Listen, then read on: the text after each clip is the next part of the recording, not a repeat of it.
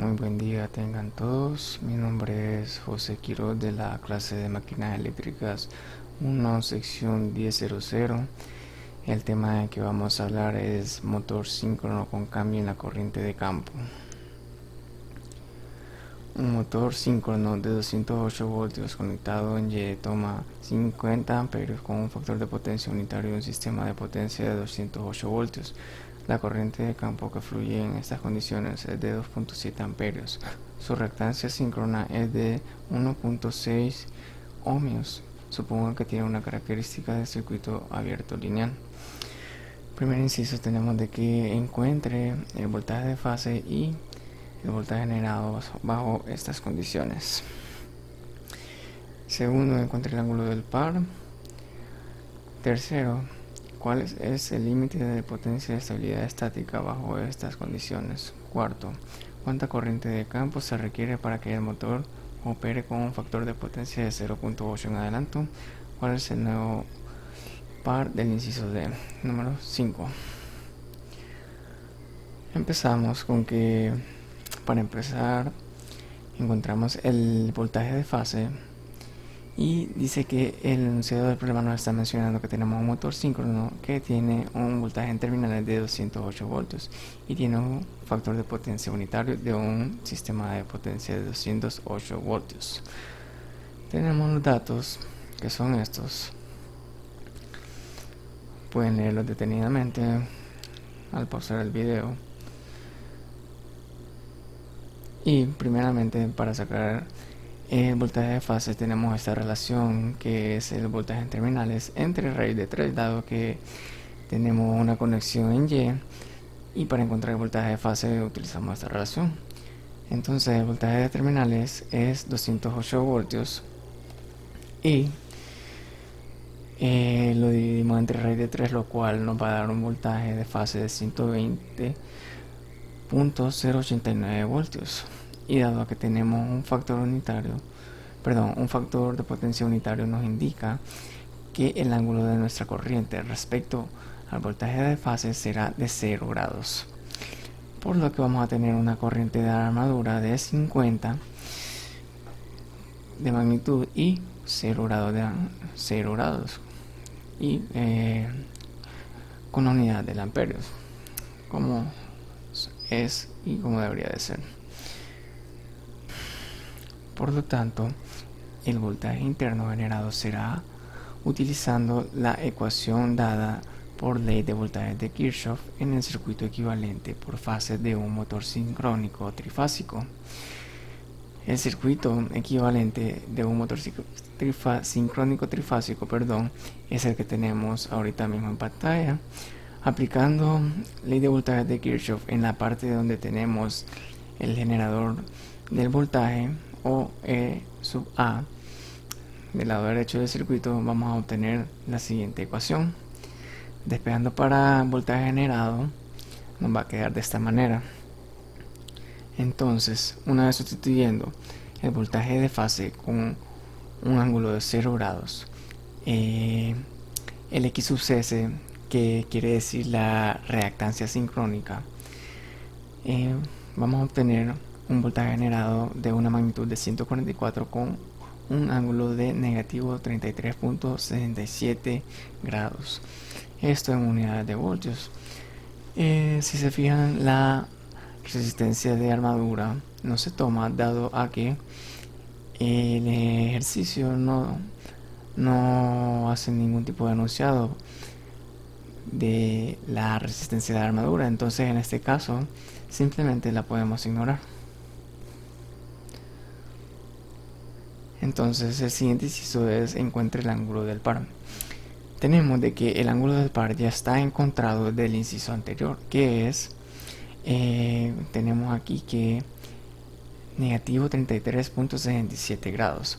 Podemos notar que en un factor de potencia unitario, aunque la corriente de armadura sea de ángulo de 0 grados y el voltaje de fase, que es nuestra referencia, también dado a que, bueno, la redundancia sea nuestra referencia, siempre hay un ángulo del par, como podemos ver en este momento.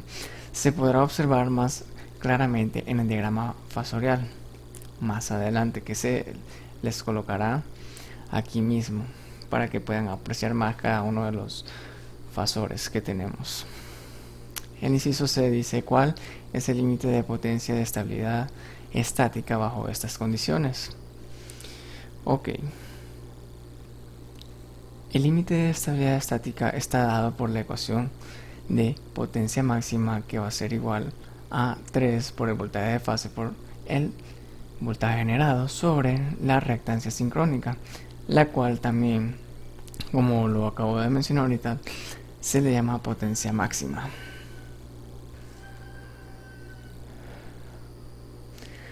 Por lo general, los generadores y motores síncronos nunca llegan a estar demasiado cerca de este límite.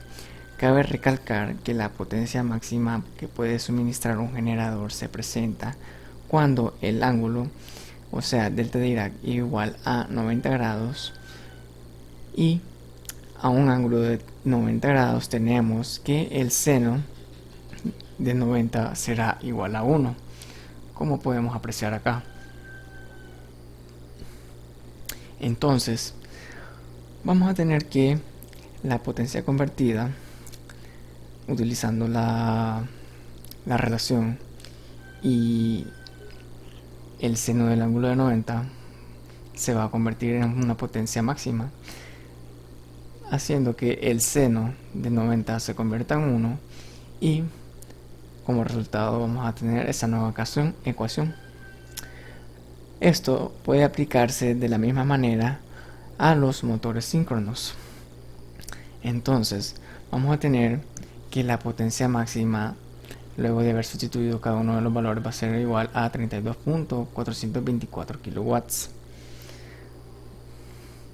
Ahora con el inciso D, que nos dice cuánta corriente de campo se requiere para que el motor opere con un factor de potencia de 0.8 en adelante.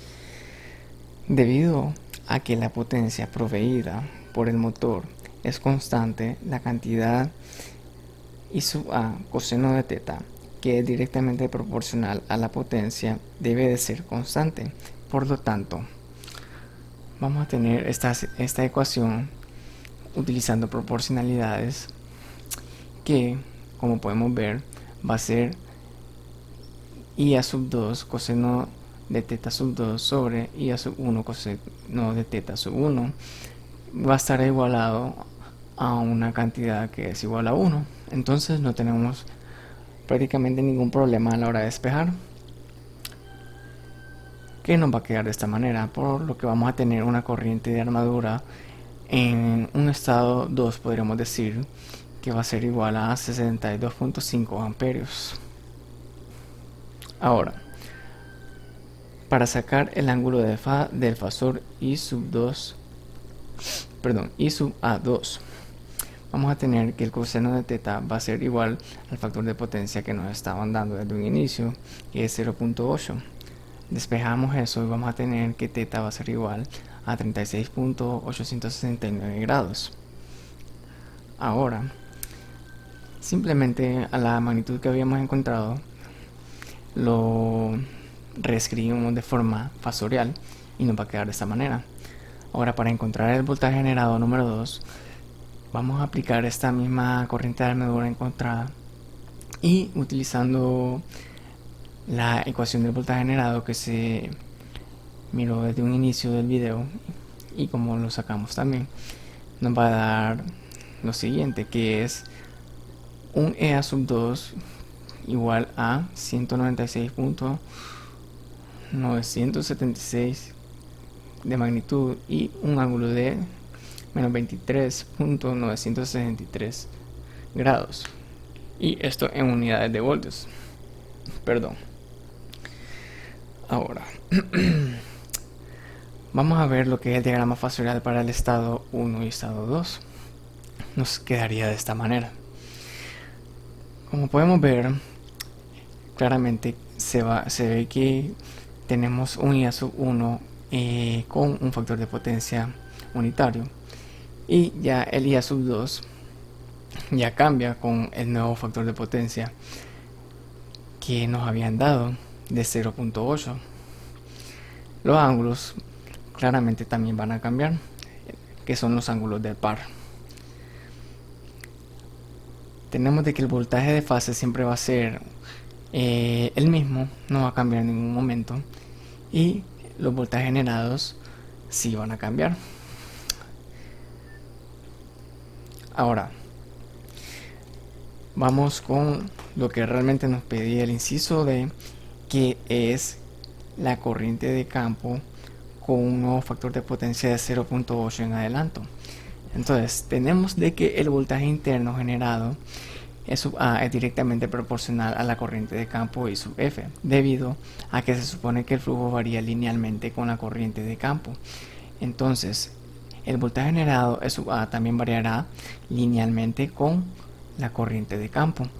Se sabe que E sub A1 va a ser igual a 144 voltios para una corriente de campo y F sub 1 de 2.7 amperios, y tenemos un voltaje generado 2 de 197 voltios para el cual podemos encontrar una corriente de campo 2. Por lo tanto, mediante el uso de las proporciones que anteriormente en uno de los incisos anteriores fueron usados para sacar lo que es la corriente de armadura 2.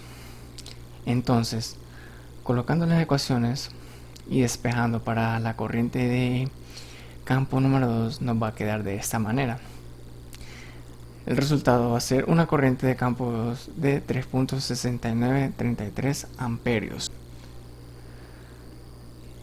Con el último inciso vamos a tener de que nos está pidiendo el ángulo par, el nuevo ángulo par en el inciso D, por lo que el nuevo ángulo par o ángulo interno de la máquina delta Dirac es el mismo ángulo del fasor voltaje generado número 2, que va a ser igual a negativo 23.963 grados.